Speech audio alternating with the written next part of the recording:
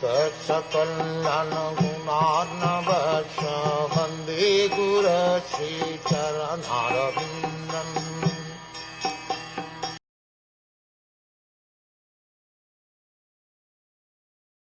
Those who are intelligent and are of purified consciousness are completely satisfied in Krishna consciousness.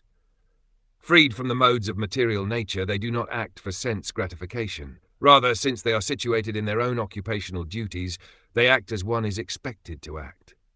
The first-class example of this type of man is Arjun. Arjun was a Kshatriya, and his occupational duty was to fight. Generally, kings fight to extend their kingdoms, which they rule for sense gratification.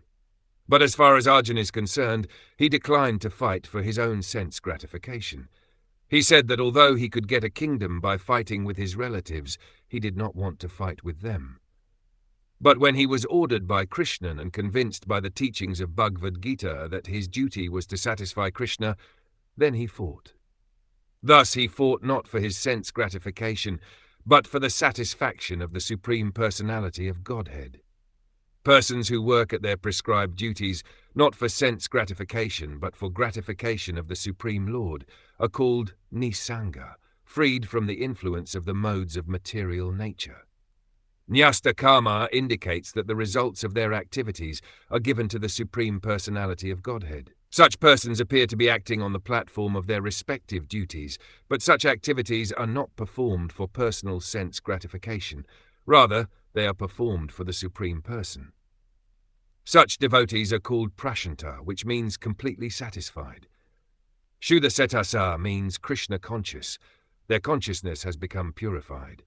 In unpurified consciousness, one thinks of himself as the Lord of the universe, but in purified consciousness, one thinks himself the eternal servant of the Supreme Personality of Godhead.